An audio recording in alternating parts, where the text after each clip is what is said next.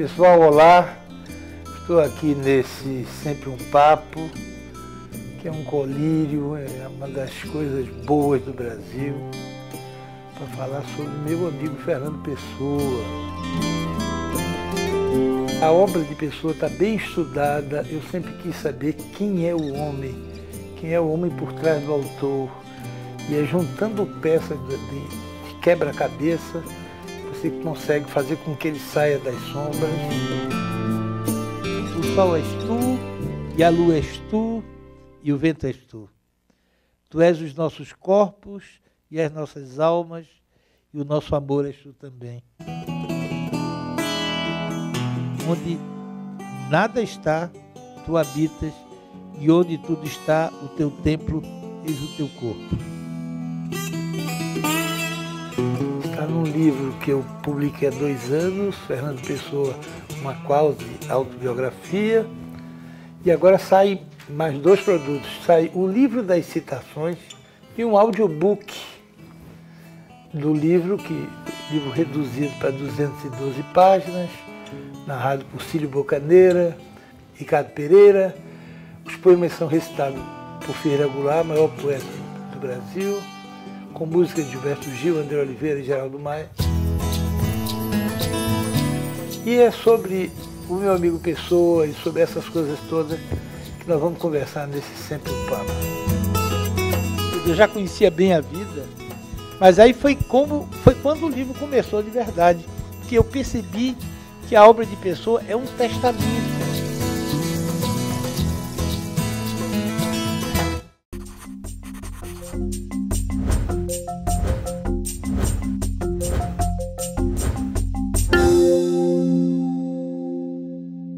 A obra de José Paulo é um tesouro, né?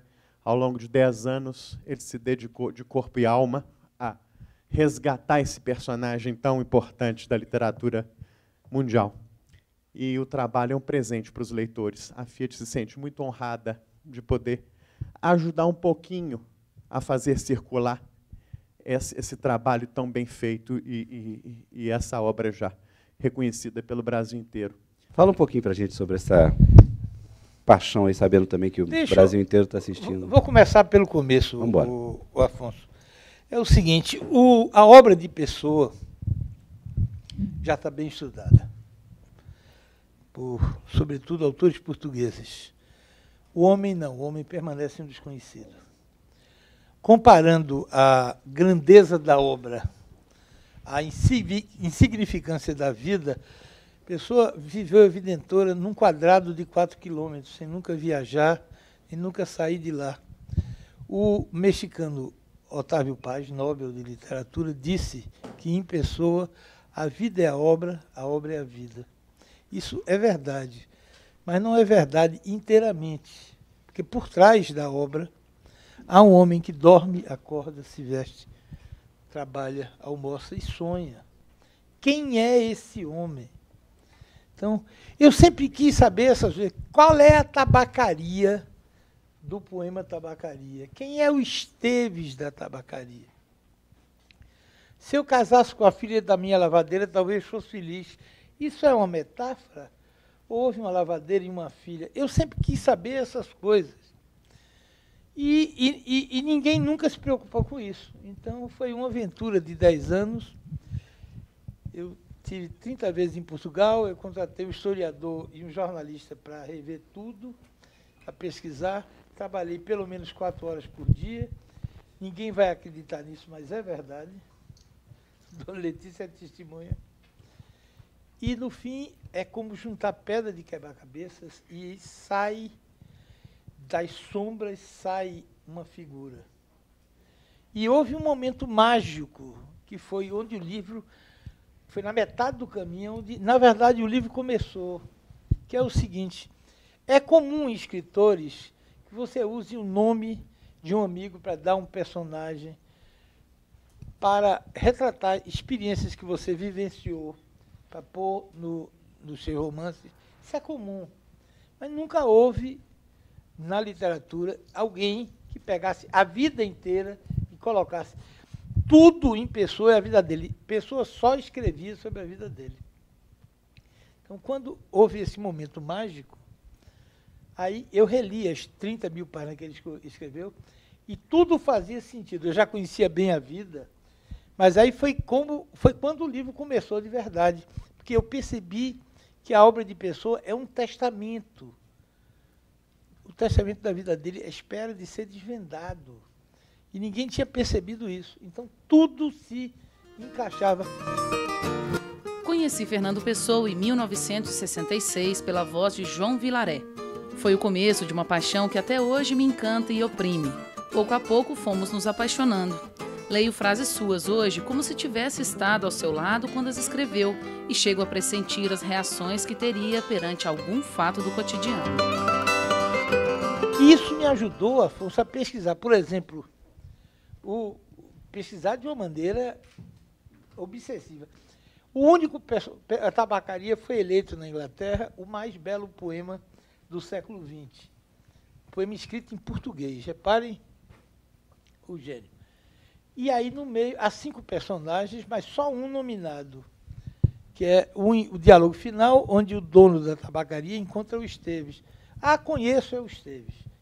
Então, eu sabia, por conhecer Pessoa, que o Esteves existia. Não é um nome aleatório, Antônio José. Não era o estilo dele. Ele não colocaria num poema que pressentia eterno o nome de um desconhecido. Amigos de Pessoa, Esteves, nenhum. Autores de Portugal, Esteves importante, nenhum. Homens públicos de Portugal com o sobrenome Esteves, nenhum. Aí eu pedi ao meu historiador, para que loucura, que fosse ao Diário de Notícias, que é o maior jornal de lá, e pesquisasse nos 3 anos anteriores ao poema, de 1925 até 1928, todos os jornais, da primeira notícia à última, para ele ver quais são os Esteves que foram referidos. Tiveram lá. Porque ele podia ter tirado notícia de um jornal. Em 3 anos, houve 3 Esteves referidos. É um método muito pouco de historiador, né? É Luiz Stalin. Aí, 3 Esteves que, pelas profissões, locais de moradia e idade, não tinham nada com Pessoa. E já ia desistir. Aí Deus me ajudou e o último documento que eu fui estudar foi a certidão de óbito. Por quê? Porque quando eu fui pegar as certidões, a certidão que estava na 5ª conservatória estava indo para a 7ª. Então eu não posso ter, não. Eu posso ir na 7ª, não chegou lá ainda. Viu, Jorge? Não chegou lá ainda. Aí eu digo, então vou deixar por fim. Foi a última certidão.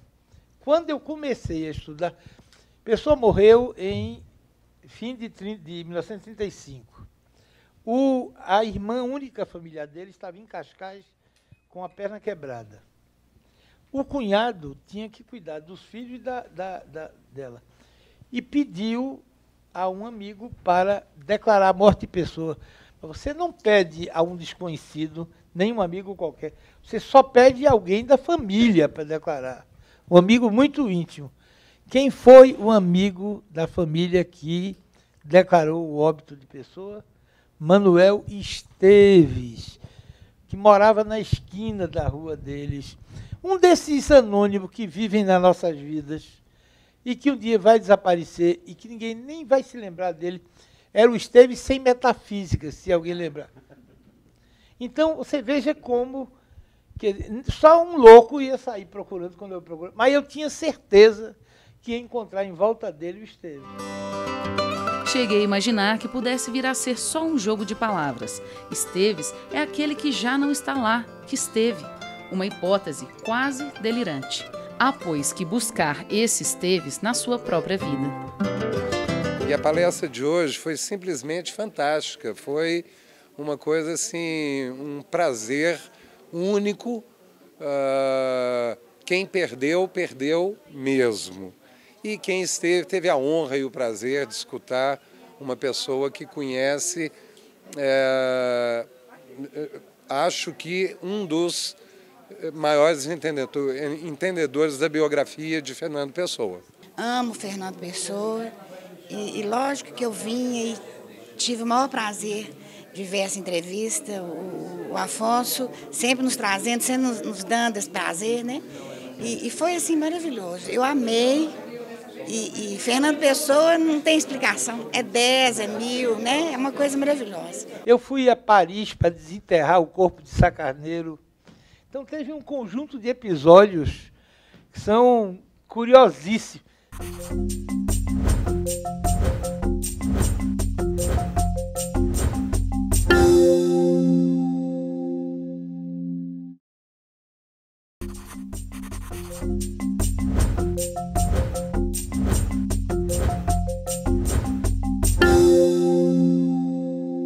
Num país onde o indeterminado cidadão comum não lê, não tem os instrumentos para ser um cidadão, o Sempre Papo é a chance de você falar sobre isso, sobre a literatura, sobre os livros, sobre a importância do conhecimento, esse mundo todo por trás das letras que ganha vida e cores pelas mãos de Sempre um Papo, que é das boas coisas do Brasil, sem nenhuma dúvida. Quando eu estudei o diário dele, uma coisa que me impressionou muito é que ele escrevia: hoje sem jantar porque não tinha dinheiro. Então, ele é uma pessoa com tão pouco dinheiro que ficava sem jantar. Mas como é que se vestia? Sapato. Comprava sapato na sapataria Contente, Praça do Restaurador, lugar de rico. Meias, lenços e camisa. Usava uma camisa branca gomada. Eu ainda me lembro de papai usando isso, hoje nunca mais vi. Era uma camisa que, se alguém tiver mais idade, talvez se lembre, é uma camisa que a lavadeira metia um goma, passava aquele ferro, ficava durinha aqui, branca gomada. Calças, usava um sistema chamado papo seco. É uma coisa ridícula, bem apertadinha. Ternos, estilo anglo-saxão, e casacos cintados, feitos aonde? Pelos mestres da casa Lourenço de Santos, a mais cara de Lisboa. Gravata borboleta ou fitas, preta ou cinza, para combinar com o chapéu coco, preto ou cinza, que andava tombado para o lado direito. Tinha tanta vergonha das mãos pálidas, mãos sombrias, que escondia a mão quando sentava. Então, o que é que sai? O custo dessa indumentária de rico é que havia duas empresas de cobrança, a Procural e a Procuradoria Fênix, que todo fim do mês iam bater na porta dele. Eu vou só descrever a indumentária dos cobradores da Procural. Sapato de camurça vermelho, meia vermelha, calça vermelha, cinto vermelha, camisa vermelha, gravata vermelha, fraque vermelho e aquelas cartolas enormes vermelhas. Eram amebas ambulantes. Quando batia um na casa de alguém, está morto, pois todo mês estava o pessoal da Procural batendo na porta de pessoa para cobrar. Então, você sai o quê? Na mão usava um anel de prata, com os escudos aquartelados das suas famílias. Os Pereira, o Souza e o Camisão. Então, você vê o que é que sai da sombra? Uma figura extremamente vaidosa. Faltou o sapato. O sapato era da sapataria Contente. Foi o primeiro. Ele usava um sapato que eu vejo nos filmes americanos antigos. É um sapato que eu nunca mais vi, que é brilhoso, eu não sei como é que... Hein? Verniz, aquele sapato duro com verniz bem brilhante, que às vezes se usa com smoking. Era aquela coisa. Os braços eles chamavam estandarte de Deus, de tão ruim. O peito chato era como o peito chato do pai que morreu com tuberculose quando ele tinha só 5 anos. Quer dizer, a figura era um desastre. Mas você sai do nada, aí você vai aparecendo uma figura extremamente vaidosa. E assim que você foi reconstituindo, com a ajuda do destino, Pessoa morreu em 1935. Eu encontrei numerosas pessoas, anônimos, que ninguém sabe que existia, que eram amigos dele, que iam na casa dele, que iam para o quarto dele conversar. Gente no meio da rua. Eles conversavam com todo mundo? Tudo. Quando eu estava lá, eu ia fazer Assembleia Geral com esse povo. Ninguém sabe nem que... Voltei agora, morreram quase todos já. Graças a Deus que foi no começo da pesquisa. Então, foi assim que a gente vai compondo a figura num trabalho de detetive, que eu fui às raias do absurdo.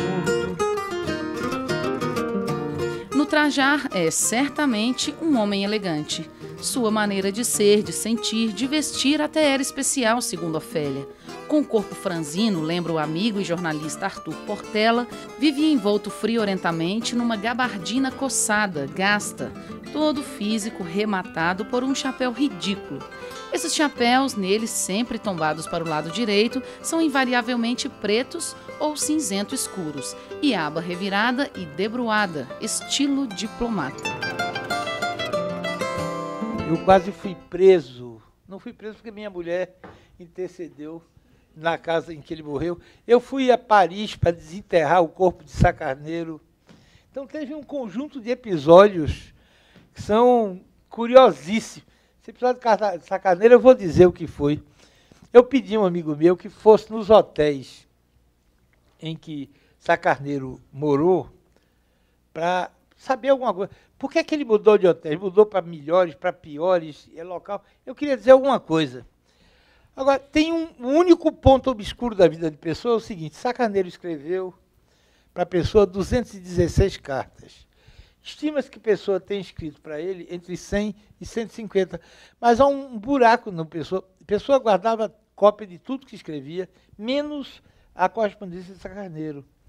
Há 5 cópias de carta. Uma carta que ele enviou, 2 rascunhos que supõe que seja carta que ele enviou, uma carta que não tem destinatário, que se acredita que tenha sido para Sá Carneiro, e a 5ª e última carta que ele escreveu, mas não mandou, porque já Sá Carneiro tinha se suicidado em Paris.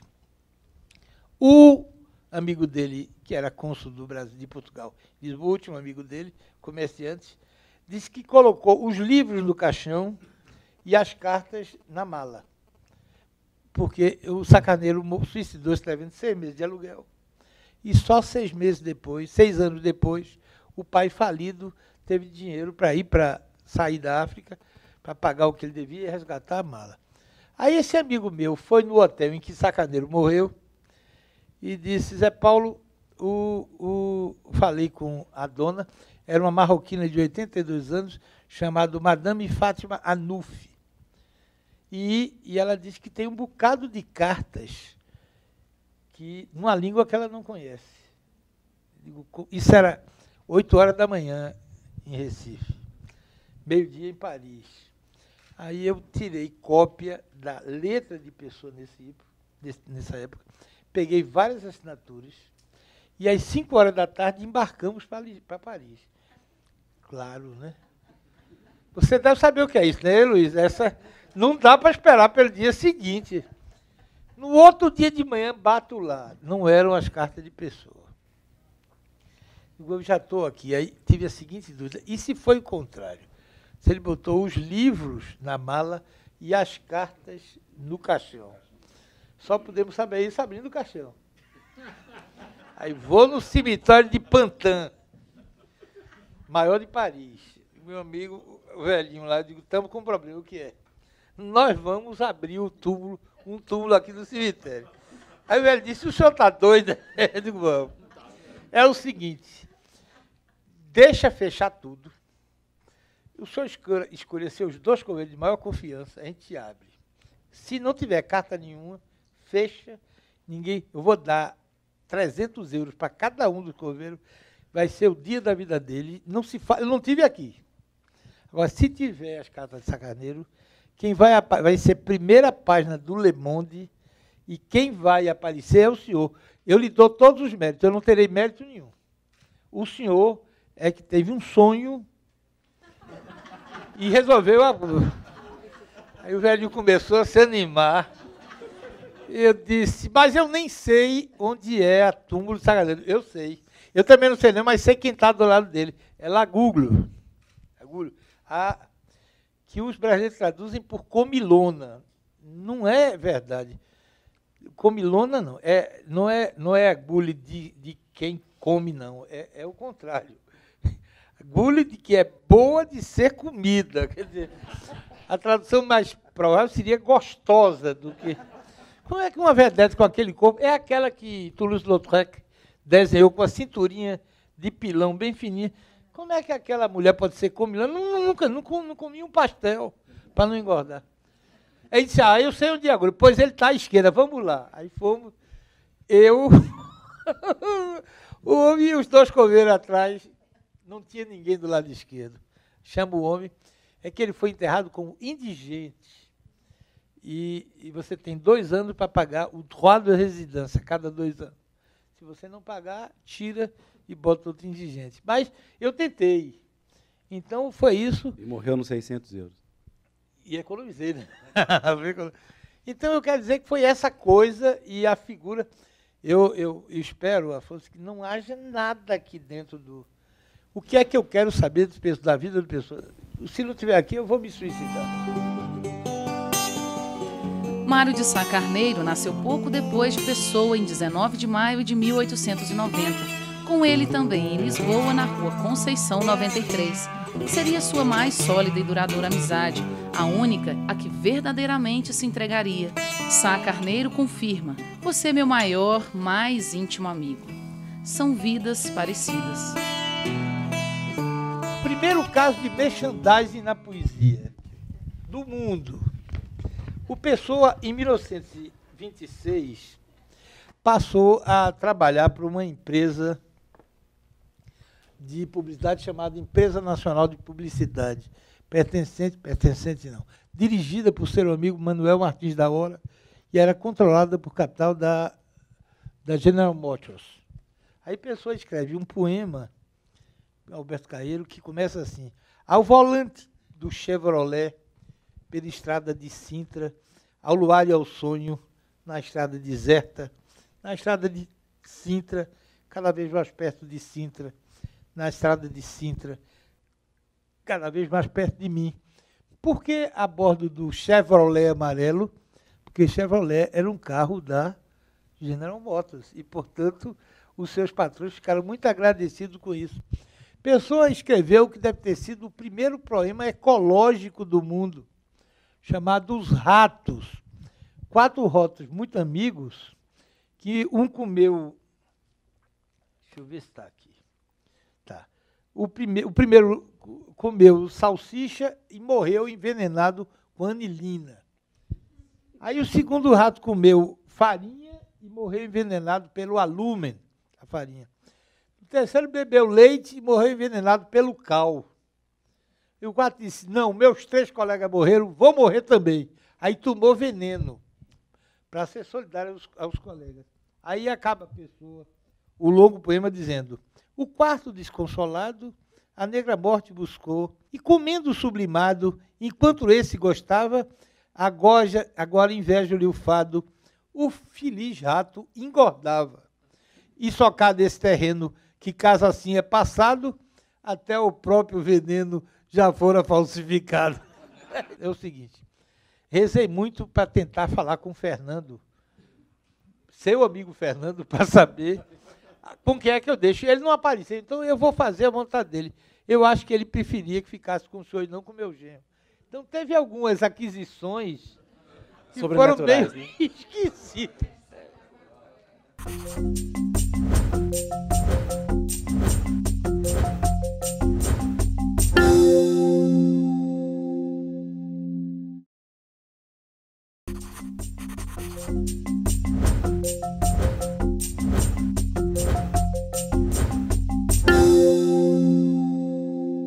É a pessoa que mais conhece no mundo, Fernando Pessoa, né? Então, é fantástico esse programa para ver essas coisas. Dificilmente se encontra isso na TV aberta, né?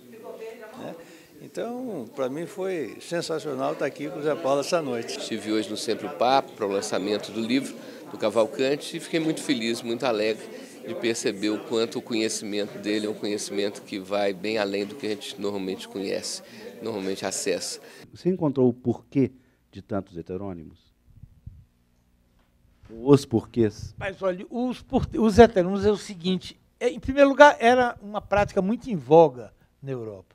Nenhuma com tanto sucesso como Pessoa. Isso foi a invenção de um autor dinamarquês da era dourada da literatura dinamarquesa, Søren Kierkegaard, que tinha 6 heterônimos. Ele inventou logo 127 agora, porque daqui a 10 anos vão ser 140 ou 150. Não é muito simples, porque como ainda tem boa parte do espólio Pessoa que ainda não foi estudado, vão aparecer novos nomes. 127 é um nome provisório. Quer dizer, você vai parar antes de descobrir todos? Rapaz, eu não aguento mais passar 10 anos nessa loucura, não. Então, é o seguinte, a minha contribuição está dada. Agora, veja bem que a coisa mais divertida foi, em cada biografia, identificar o porquê do heterônimo.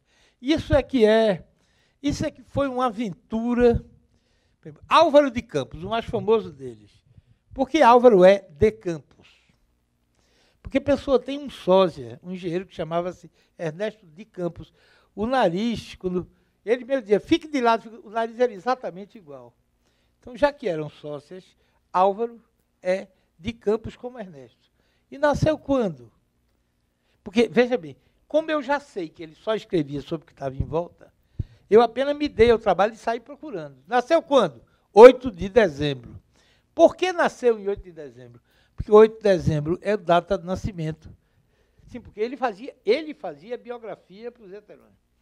Então, na biografia de Pessoa, Álvaro de Campos nasceu em 8 de dezembro. Por quê? Porque 8 de dezembro é data de nascimento de Nietzsche e de Virgílio, 2 admirações literárias dele. E aí, ele vive com 2 tias velhas. Por quê? Porque Fernando Pessoa viveu sempre com 2 tias velhas. E visita uma cidade da Inglaterra chamada Stratford-upon-Avon. Por quê? Porque lá era cônsul essa de Queiroz, que a pessoa admirava. E Álvaro de Campos era o quê? Era engenheiro naval. Por quê? Porque o genro de tia Anica, que dormia no quarto de lado dele, era engenheiro naval. Aí Álvaro de Campos viaja pelo Mediterrâneo e para numa cidade. Vai parando na cidade. Por quê? Pessoa fez 2 vezes essa mesma viagem, em 1907 e 1915. 10 e 15, quando voltou. Só que, diferentemente de Pessoa, que foi até Lisboa, o Álvaro de Campos para em Marsella. Por quê? Porque Rimbaud, que era outra das grandes admirações literárias dele, também fez essa viagem, e Rimbaud nasceu em Marsella, sem uma perna, onde morreu. Então, o mais divertido nos heterônimos era descobrir de onde vinha os nomes e os dados da vida, e eu encontrei em quase todos, porque eu sabia onde procurar, que era em volta da vida dele. Então, você tem os heterônimos. Agora, o que eu devo dizer é que eu não dou grande importância aos heterônimos por uma razão simples. No fim da vida, o Pessoa também não dava. Não dá. Álvaro de Campos nasceu para ser um homossexual. Foi um momento também que a autoria dos textos não era tão importante. Mas veja, Álvaro de Campos nasceu como quisera ser a cadela de todos os cães. Nasceu como homossexual. Acabou a vida casado, numa casinha de província, ajudando a mulher que fazia crochê. E o estilo de Álvaro de Campos, de 1915 e 16, não é o da tabacaria. Tabacaria já era pessoa escrevendo. Se fosse Álvaro de Campos, não é. Se eu casasse com a filha da minha lavadeira, seria feliz. Se eu casasse com o filho da minha lavadeira, seria feliz. Se fosse Álvaro de Campos escrevendo. Então, no fim da vida, o Pessoa, Afonso, abandonou todos os heterônimos e decidiu escrever o livro grande, com 350 páginas, onde ele reuniria o melhor dos heterônimos, que seria publicado com seu próprio nome, e era o livro com o qual ele esperava ganhar o prêmio Nobel. Felizmente não ganhou. Aliás, não pôde nem publicar esse grande livro. Então, no fim da vida, o Pessoa não dava já maior importância aos heterônimos. Embora os meninos ainda gostem muito, e eu escrevi o livro, sobretudo, para estudantes, etc., mas não acho que seja uma coisa que a gente deva perder muito tempo. A arte de escrever por heteronômios atinge com pessoa novos limites. Umas figuras insiro em contos ou em subtítulos de livros e assino com o meu nome o que elas dizem. Outras projeto e não assino, senão com o dizer que as fiz. Os tipos de figura distinguem-se do seguinte modo. Nas que destacam em absoluto, o mesmo estilo me é alheio. E se a figura pede, contrário até ao meu. Nas figuras que subscrevo não há diferença do meu estilo próprio, senão nos pormenores inevitáveis, sem os quais elas não se distinguiriam entre si. Conta um pouquinho desse seu lado colecionador. Isso surgiu por força da pesquisa, né? Mas deve ter muito caso engraçado, não, Zé? Em primeiro lugar, foi numa época ótima, né? Chega o Pessoa tinha um primo que ele gostava muito, chamado Eduardo Freitas da Costa. E chega um filho para me vender uma fotografia. Me caçou. Caçar significa ligar 8 vezes num dia. Meu amigo, eu vou passar no hotel 2 horas, de 6 às 8 que eu vou sair. Então eu lhe procuro 6 horas. Chega lá, estava ele com um saco para me vender uma foto. Aí ele conversou, um minutinho. Esse saco é de pessoa, é o que a família tem, então arrei tudo. Era foto, era o resto da biblioteca de pessoa. Preço para tudo. Esse tipo de coisa. E teve alguns episódios que são engraçados. Não quero dizer o que eu tenho, não. Eu só quero dizer que eu pedi à minha mulher que se eu morrer antes de dar o fim, ela não bote isso no inventário, não, viu, doutor Plauto? Lembre a ela, isso é para deixar com alguma instituição qualquer. Porque tem tudo, tem tudo. Eu vou contar uma história. Tem todas as obras dele, estão em todas as revistas que ele dirigiu, tem quase todas as 300. Tem inédito também? Tem quase todos os 300 jornais e revistas que ele escreveu, quase todos. Esse eu não terei todos.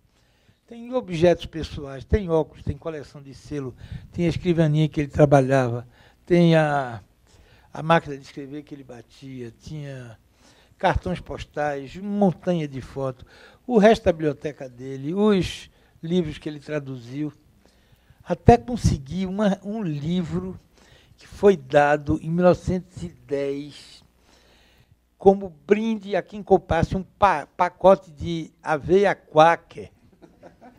Era um livrinho pequenininho, que dado de amostra grátis, 10, que ele traduziu, mas não tem o nome dele. Até isso eu consegui. Depois eu fui alargando, que as coisas que tivessem, os afetivos que tivessem na órbita de pessoa. Padre Antônio Vieira, aí tenho todo Vieira, em primeira edição, o primeiro livro é de 1647. Essa de Queiroz, toda primeira edição. O rei Dom Carlos, tem uma carta dele para o poeta Bocage, Rainha Amélia. Dom Sebastião, eu tenho uma carta dele para a prima no ano que morreu, 1578. Lusíadas, eu tenho a mais bela edição, que é a edição de 1850, numa caixa de vidro. Tem a primeira edição comentada, de 1652, e tem a primeira edição, que é de 1572. Então, isso tudo... O livro que ele morreu também no bolso? O livro que ele morreu tinha no bolso, que é uma história fantástica. Mas tem uma história que eu vou contar como eu comprei, que o resto é o seguinte. Essa gravura aqui, eu soube que a sobrinha neta de Ofélia... Essa gravura é o seguinte. O Almada Negreiros é o maior artista plástico de Portugal naquele tempo. O Pessoa morreu em 1935, quando morreu, os amigos se reuniram no Martinho da Arcada, e ele fez esse desenho e deu de presente a Carlos Queiroz, dizendo que era para dar a tia dele, que era o grande amor da vida de Pessoa, Ofélia Queiroz. Então estava a Ofélia, quando percebeu que ia morrer, ela morreu em 1990, deu a sobrinha neta. E eu soube que ela queria vender. Aí liguei para ela, fui lá. Nos recebeu com vinho do Porto, com salgadinhos. E eu, para quebrar o clima, para dar uma certa graça, contei uma história que aconteceu. Eu encontrei um cidadão na Praça Camões, que conhece Portugal, começa a se situar. Praça Camões, de costas, pessoa de costas. Eu respeitei. Aí ele foi andando. Aí, a certa altura, ele viu que eu estava seguindo ele. Aí foi para a direita e tomou, do Largo das Duas Igrejas, passou pela Igreja da Encarnação à direita. Aí eu fui atrás. Quando ele viu que eu estava atrás, trocou de calçada, foi para a Brasileira. Aí eu atrás. Eu contando isso à dona Maria da Graça.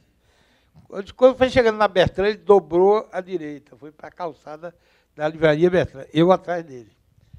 Quando ele chegou no meio da rua, olhou para trás, viu que eu estava vindo, disparou na rua, um medo. Aí eu contei essa história para dizer, dona Maria da Graça, a senhora imagina qual era o final da minha história. Minha mulher está pensando que ele é um sósia. E eu acho que minha mulher não entende, não tem nenhuma ideia, não conhece nada de fantasma. No meio dessa, quando eu disse, minha mulher está achando que é um sósia, ela não me deixou nem acabar. Minha senhora, como é que a senhora tem coragem de dizer isso? É claro que era o Fernando. Ela acreditou na história, Afonso. Rapaz, como é que eu vou fazer agora essa parada? Eu vou ficar... Não é mais uma brincadeira. Pois bem, acertamos o preço tudinho. Depositei sem um recibo. Aí o genrinho de dona Maria da Graça disse, isso é um absurdo que isso saia da família. É, mas eu quero ter esse prazer. Então eu compro pelo mesmo valor. Aí a Maria da Graça disse, quem te pediu isso foi o Fernando? E o genro inabilidoso disse, que Fernando? O Pessoa. Fernando Pessoa morreu, ora. Morreu para ti, mas conversa todo dia com o doutor Cavalcante. Mas aí... Foi bem. Aí fomos jantar na quarta-feira. O que não é nenhuma mentira, hein? Não é bem. Aí, quarta-feira, quando a gente chega para o jantar, não falou no quadro. O dinheiro já na conta dela. Ele disse, perdemos isso. Chegou na sexta-feira, ele disse, quando é que o senhor vai embora? Amanhã de manhã. Eu vou falar com o senhor no hotel hoje de noite. E não disse que vinha com o quadro. Aí chegou com o quadro. É o seguinte, rezei muito para tentar falar com o Fernando, seu amigo Fernando, para saber com quem é que eu deixo. Ele não apareceu, então eu vou fazer a vontade dele. Eu acho que ele preferia que ficasse com o senhor e não com o meu genro. Então teve algumas aquisições que foram meio esquisitas. O Pessoa não acreditava em Deus. Aliás, no fim da vida, acreditou, hein? No fim da vida, quando ele percebeu que ia morrer, ele começa a escrever poemas em honra ao homem na cruz.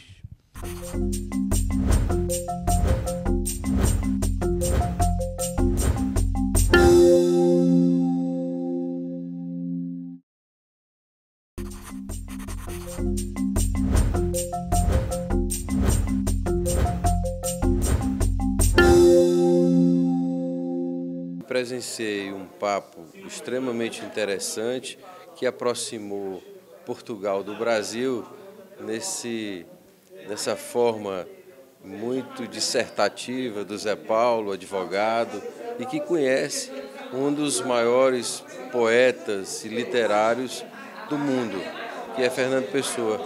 E feliz com o Estado de Minas, que promove papos como esse, que integra a poesia e aquilo que nos desperta da literatura e que nos aproxima e que nos leva a viajar. O que eu vou dizer, desde 14 anos, eu sou apaixonada por Fernando Pessoa. E tudo começou por uma poesia que eu li dele. Aí foi igual ele, foi uma paixão. Então, a minha vida tem várias pessoas me chamando Silvânia Pessoa, tal. Sei vários poemas dele, leio muito sobre ele. Tenho várias coisas também na minha casa que eu vou guardando. Eu acho ele 10. Amo. Zé Paulo, se você conseguiu assim, reproduzir a rotina de escritura dele, dia, hora, manias, essa coisa toda? Primeira mania, eu até sugiro a você, ele só escrevia de pé. É bom para mim. Para quem tem problema de costa, é extraordinário. Escrevia de pé, ele teve chance de ter ótimos empregos. Tem que situar um pouco Portugal. Não, recusou todos, tem que entender Portugal. Portugal tinha... 2 anos depois dele nascer, no censo de 1890, tinha 300.229 habitantes. 1/3 era analfabeto. Uma quantia mínima sabia escrever decente e quase ninguém falava outra língua. Pessoa que era português, estudava em casa em francês com a mãe, foi para a África do Sul e passou 10 anos falando português. Ele escrevia inglês melhor do que os sul-africanos que falavam inglês. e estudou alemão. Então, numa sociedade em que as pessoas eram analfabetas ou semi, ele falava um português castiço, ele falava inglês, francês, alemão. Inglaterra era 80% do comércio de Portugal. A França era 15% e a Alemanha menos de 5%. Ele cobria as 3 línguas e sabia bater a máquina. Então, como é que ele vivia a vida? Ele vivia, chegava no escritório. O tempo passava mais devagar naquele tempo, viu, Afonso? Tinha internet, as pessoas mostravam a carta, a língua que fosse, ele traduzia a carta para o dono, o dono dizia, responda desse jeito. Ele ia para a máquina, respondia, e já dava para o dono assinar. Outra. Então, ele podia ter vários clientes ao mesmo tempo. Só numa a gente fez as contas, chegamos a uma, ele escreveu 550 cartas num mês, numa das empresas, que era a Casa Moitinho. 550 cartas, dividido por 22 dias de trabalho, isso dá 30 ou 40 cartas por dia, que ocupava uma tarde. Agora, aí tinha o seguinte, aí eu li um depoimento mais interessante da secretária do Moitinho. Chegava lá e disse, doutor, tem 50 telefonemas para você, tem essa pilha de carta. E você estava fazendo o quê? Ele disse, estive a descansar e não fazer nada. E agora? Agora eu vou continuar. No século XX, que começa, 3 entre 4 habitantes de Lisboa não sabem ler. E só bem poucos falam alguma língua estrangeira. Diferente dessa multidão de quase analfabetos, Pessoa conhece bem francês, língua na qual foi educado pela mãe. E era indiscutivelmente um homem culto.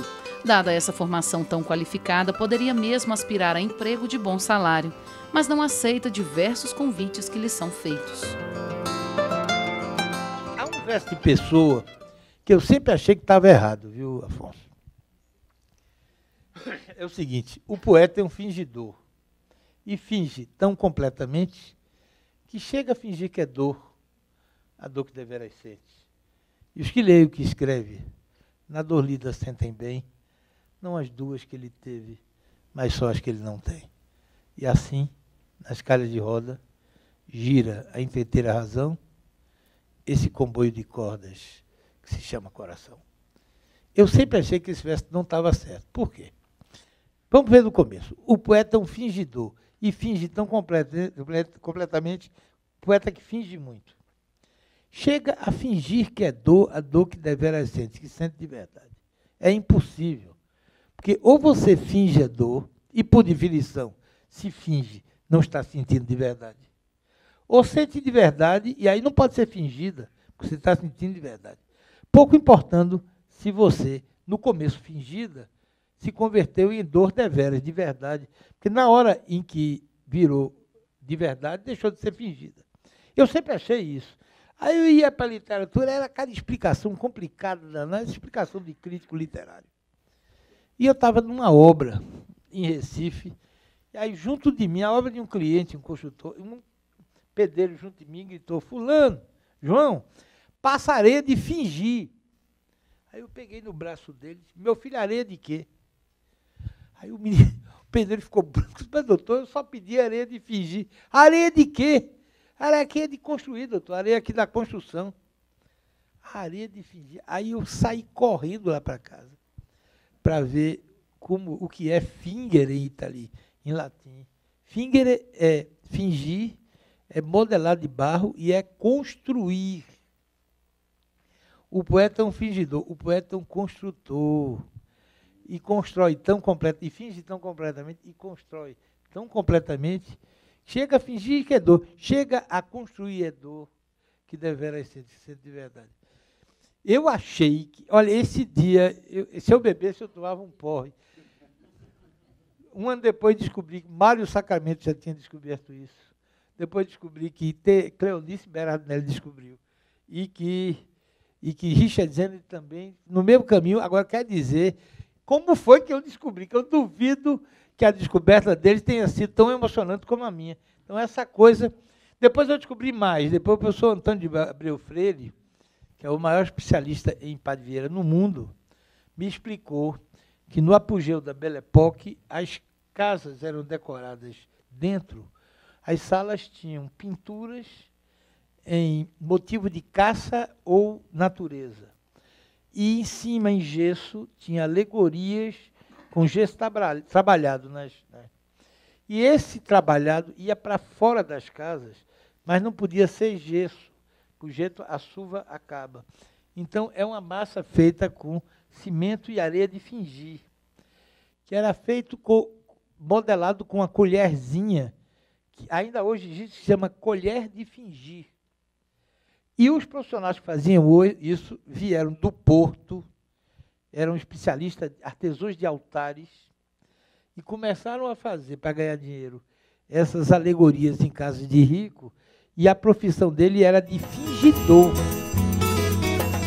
Saramago se pergunta no início da apresentação de um livro de Saba que retrato de si mesmo pintaria Fernando Pessoa se, em vez de poeta, tivesse sido pintor. Certamente não um retrato apenas, muitos.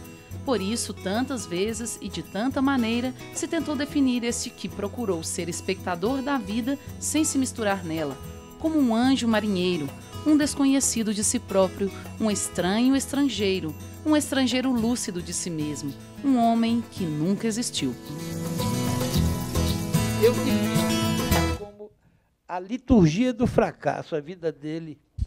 Tantas vezes, tudo que ele quis na vida não conseguiu.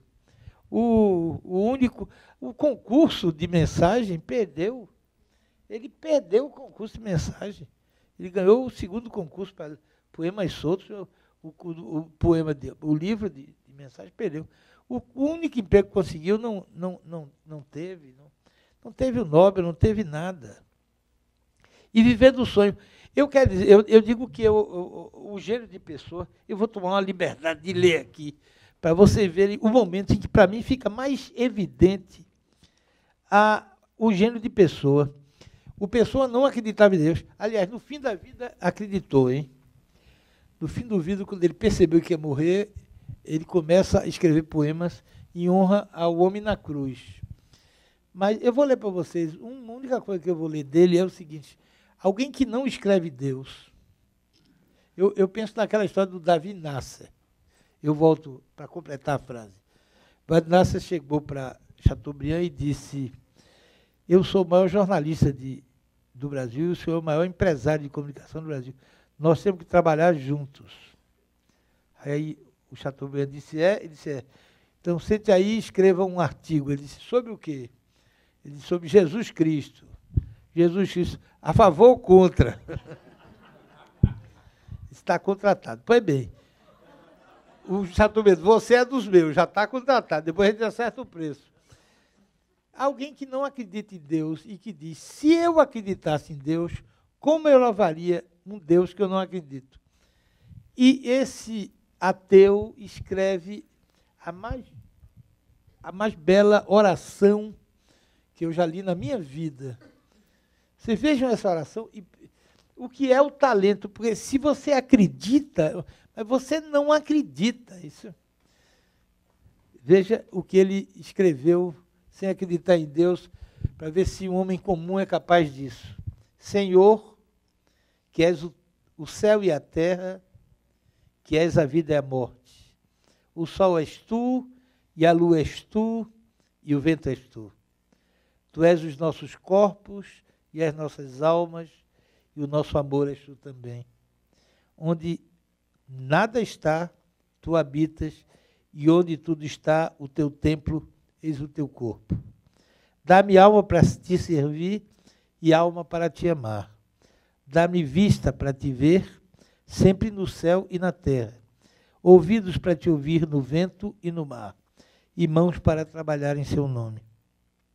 Torna-me puro como a água, e alto como o céu, que não haja lama nas estradas dos meus pensamentos, nem folhas mortas nas lagoas dos meus propósitos. Faz com que eu saiba amar os outros como irmãos e servir-te como a um pai. Minha vida seja digna da tua presença. Meu corpo seja digno da terra, tua cama. Minha alma possa aparecer diante de ti como um filho que volta ao lar. Torna-me grande como o sol, para que eu te possa adorar em mim. e torna-me puro como a lua, para que eu te possa rezar em mim. E torna-me claro como o dia, para que eu te possa ver sempre em mim, e rezar-te e adorar-te. Senhor, protege-me e ampara-me. Dá-me que eu me sinta teu. Senhor, livra-me de mim. Essa é a verdadeira prece. Como é que alguém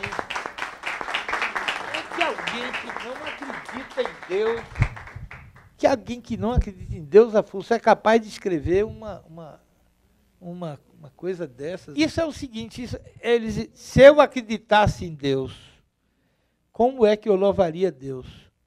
Aí ele, durante 5 minutos, torna-se cristão, escreve depois. Mas eu tenho uma teoria que Deus escolhe assim uns privilegiados. E no meio dele bate no ombro no meio dos escolhidos, bate no ombro de 1 ou 2. Esse poema vai sobreviver a todos nós. Daqui a 400 anos, nossos herdeiros talvez pensem na gente, mas esse poema é eterno. Em parceria, o Soneto da Mágoa. Vamos embora. Ah, se soubesses com que mágoa eu uso esse terror de amar-te sem poder, nem dizer-te que te amo de confuso, de tão senti-lo, nem o amor perder. Se soubesses com que ódio a não saber, falar-te do que quero, me escuso. Entenderias que nesse escrever revivo a alma de um poeta luso. Porque te amo como quem te odeia, como se o Cristo ao fim daquela ceia beijasse o rosto do seu traidor. E te desprezo como quem tonteia, como se o sal que corre em tua veia fosse a semente desse nosso amor.